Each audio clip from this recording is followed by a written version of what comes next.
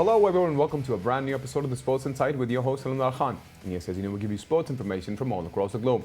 You guys can surely reach out to us on our social media handle, which is at the rate of Indus News Sports. That works both for Twitter and for Instagram. Anyways, we'll go to the headlines first.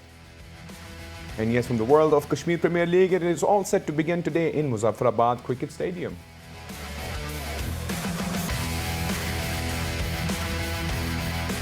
Yes, from the world of basketball Olympics, yes, France stuns Slovenia 90-89 in the Olympic semi-final. Now France will be facing USA for gold.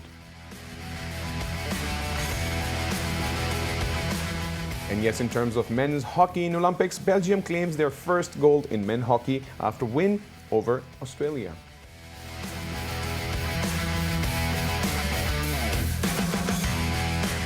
And yes, from the world of football, Barcelona, we talk about Argentinian striker Lionel Messi to leave Barcelona over financial obstacles. And yes, those were the headlines and a lot of things happening in the world of sports. But now, yes, as inauguration ceremony is underway in terms of the KPL, we would definitely discuss the world of cricket to begin with. And to discuss this, we have with us cricket expert Ali Mehdi with us. Ali, welcome to the show.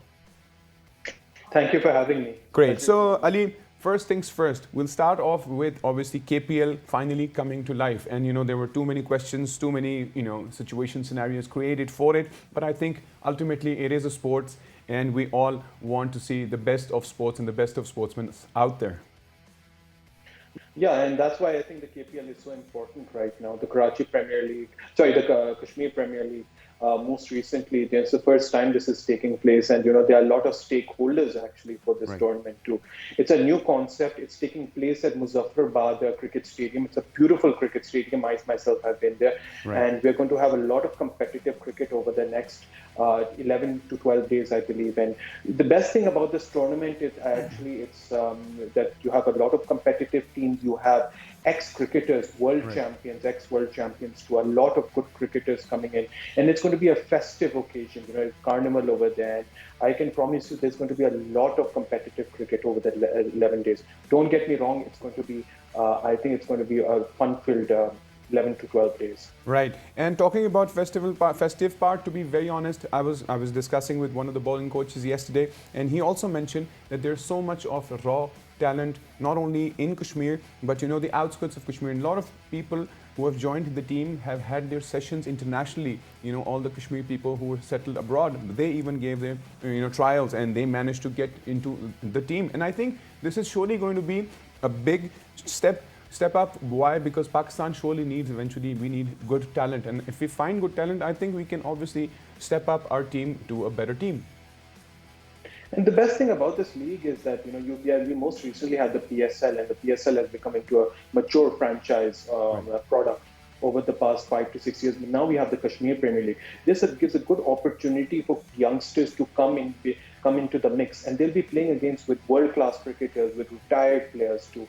They're going to learn, they're going to feed off them, they're going to learn so much from them, from their skills, expertise, and all these players you're talking about, the Kashmiris in particular, they're coming from all parts of Kashmir and abroad.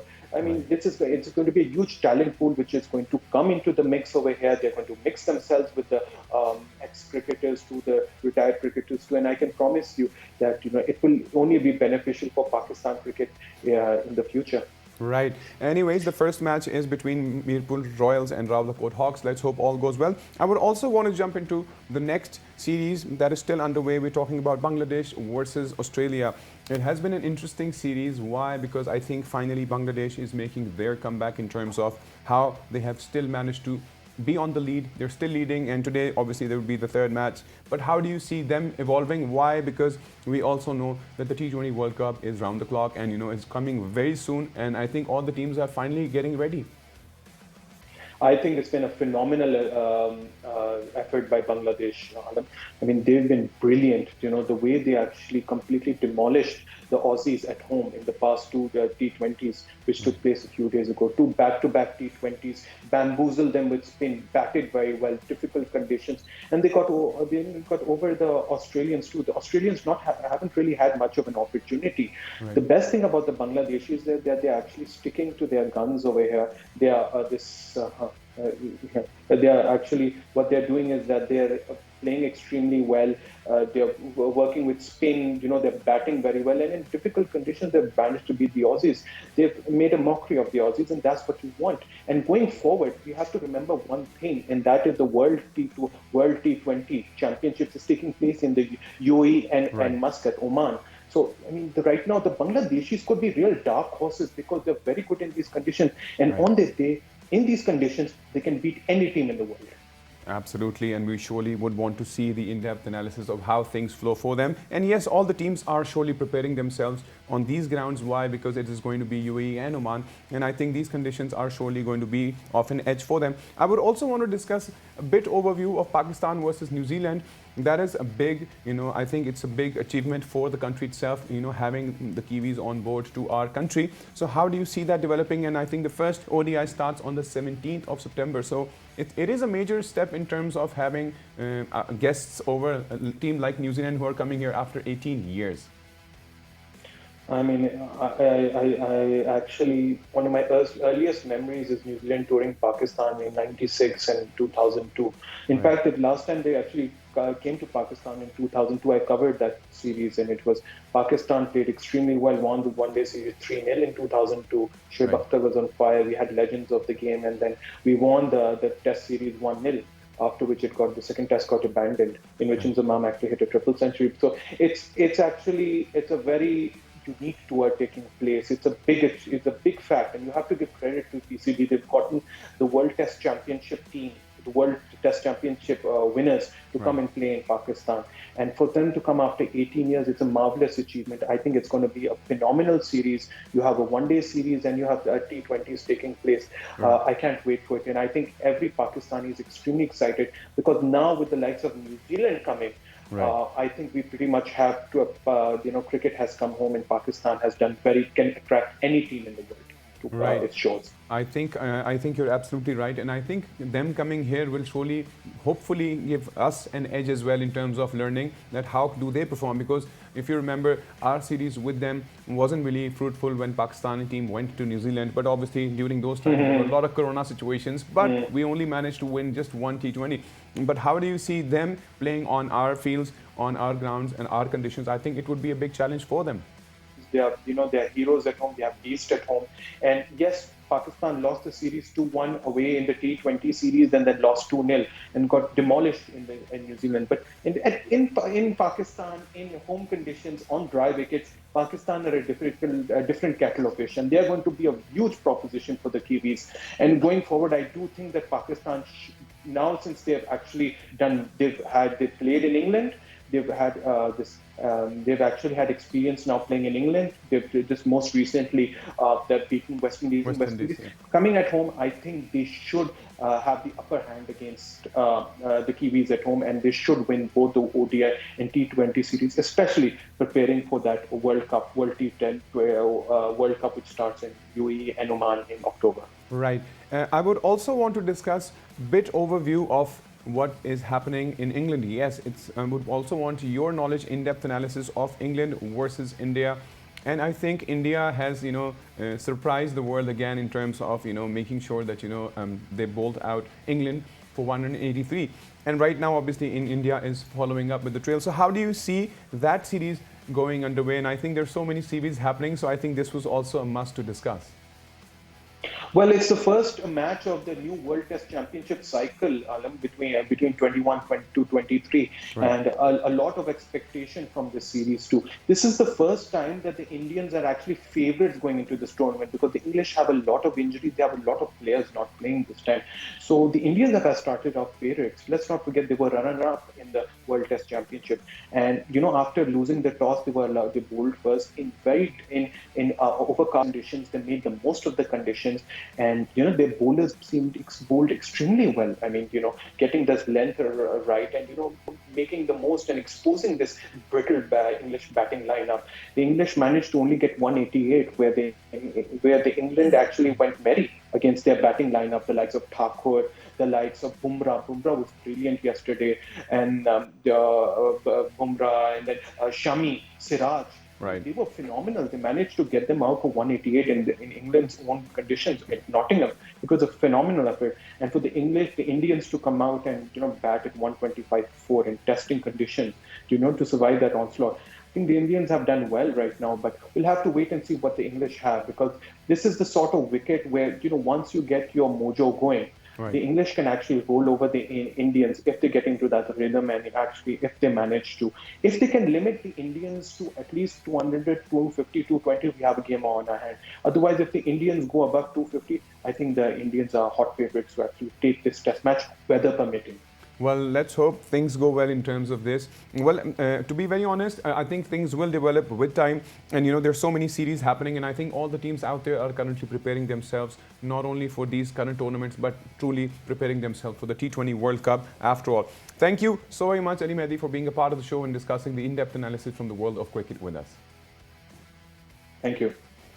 So yes, that was Mehdi, and yes, he gave us quite some in-depth analysis in terms of what's happening. And yes, as discussed, KPL begins today, so do not forget it's Meerput Royals versus Rawalakot Hawks to begin with. That would be the first game, and then further there would be other games coming up your way. Do watch it, because I'm sure there would be a lot of raw talent out there that we definitely get to see.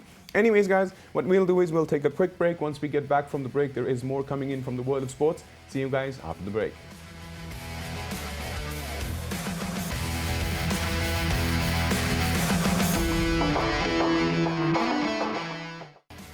And yes, welcome back from the break. And yes, before the break, we were discussing the world of cricket, not only KPL, we also talked about how Bangladesh is still leading the way against Australia. But not to forget, we give you information about sports from all across the globe. So we'll quickly jump over into the world of basketball in the Olympics. Yes, finally, the semifinals took place. And now we know that the United States of America is in the finals. And of course, France managing to beat Slovenia 90-89, very close call. Now France will be facing United States of America. But the point is to discuss the in-depth analysis of the world of basketball. We have with us Josh Reynolds all the way from the US. Josh, welcome to the show. Thank you very much, my friend. Great. So Josh, I'll start off with yesterday's game to begin with. We'll talk about France winning against Slovenia. Obviously, a super close call. But now it is going to be super tricky for them in the finals, because I think the final will surely be one of the most lit games out there. I completely agree. That game was fantastic and came right down to the wire. It took a Nicolas Batum block to seal the deal for France. And this game was back and forth really the entire game. Luka Doncic, he was going to come out and do his thing, and that's exactly what he did. Right. And France had their big guys step up. That's what they needed to do, and that's exactly what happened. Evan Fournier was their leading scorer. Del Colo was their leading scorer with 25 points. Evan Fournier with 23. Right. They had a huge presence from Rudy Gobert down low, the defensive player of the year in the NBA. And then Nicolas Batum, of all people, not really known for his defense, is the one, like I mentioned, who sealed the deal with the block at the very end. But it was a fantastic game, came all the way down to the wire, and you could see all the emotion on the Slovenian players' faces afterwards. But none more than Luka Doncic, who just gave everything he possibly had for his home country and just came up a little bit short. Right. And talking about Doncic, we definitely now know that it is going to be super interesting in terms of the final. If we talk about how USA managed to get there, against Australia, that was, I think, an easier game. But now it is going to be tricky in the final. So how do you see France and the United States facing one another? Because we have KD doing his very best. I think Kevin Durant is the only player who scored a few hundred points, 400 points up till now in any Olympic session. So how do you see the entire clash that is going to happen? And everybody's looking forward for that. Yeah, you nailed it. Everybody is looking forward. This is the game to see. They're clearly the two best teams, the two best countries in this tournament. Kevin Durant is possibly the best basketball player in the entire galaxy, let alone on the planet. That guy just can score the ball so unbelievably well. He made, without his presence, in the USA-Australia game, it was a tale of two halves. Right. First half, Australia ended up going into halftime up by 3. USA had so many open looks and just couldn't really knock anything down.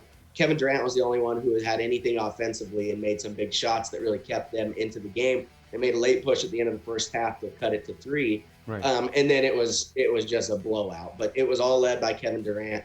And that's going to be the key. That's going to be the key for France is are they going to be able to stop him? Because he has definitely thrown Team USA on his back. Right. He's had some other guys jump along. Devin Booker had 20 points, which is great. They finally started to hit some of those open looks that they had so many of in the first half. Right. But with Booker, with Drew Holiday, it's really going to be a tale of who on France wants to step up and take the task and stop Kevin Durant.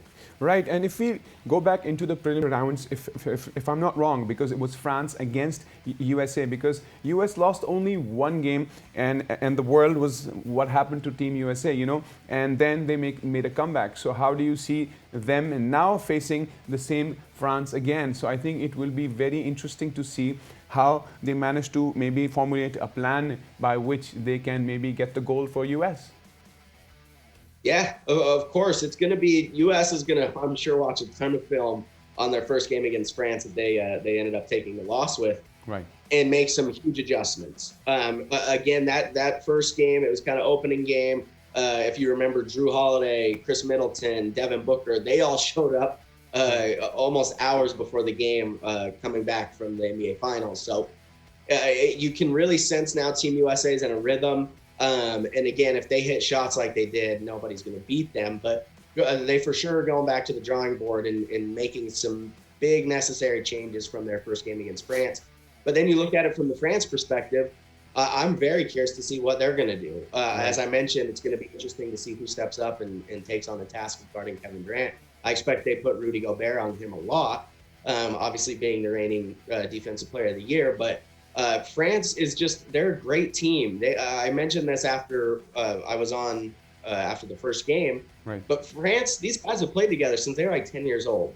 Right. So this isn't anything where you've got Team USA with 10 new Olympic comers, first-time Olympians. Right. But these guys on France, they've been doing this and playing together practically their whole lives. So It's going to really come down to, okay, which team is actually playing team basketball? Right. Yes, you'll have Kevin Durant kind of take over individually, but it's going to come down to team basketball and who can play it the best.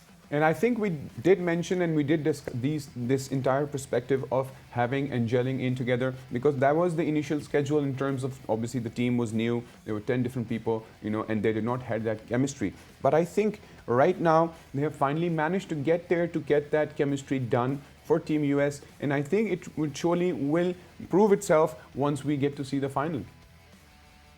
Yep, I'm right there with you. They finally look like a team, right? No more of this individual talent. They're swinging the ball. That's when they're at their most lethal and their most best, is when they're sharing the ball. There were times in the first half where guys were passing up on wide open shots. And I'm sure Greg Popovich, head coach of Team USA, said something at halftime like, you guys are all scorers. We need you to take these looks. And they had so many more open looks and they knocked them all down. Like you mentioned, they just look more like a team. They look more gelled. They look more meshed, which is exactly what you would have hoped and exactly what you would have expected with them being and at the Olympics this long and playing through so many games. So they are the favorites, no doubt. I was very high on Australia coming into this and coming into the semifinal game. But yeah, when Team USA shoots the ball like that and plays that well, there's nobody on earth who can beat them. Right. Well, that was an interesting update with regards to how far. Would you also like to add up in between what is truly happening in terms of the world of NBA, because there are a lot of trading happening. So, maybe you could give us some inside scoop on what's truly happening back in USA in terms of the world of NBA. Absolutely. It has been madness. So with free agency starting, teams have been signing players, free agents. There's also been some big sign-in trades. Right. Russell Westbrook, the all-star point guard from the Washington Wizards, traded to the Los Angeles Lakers.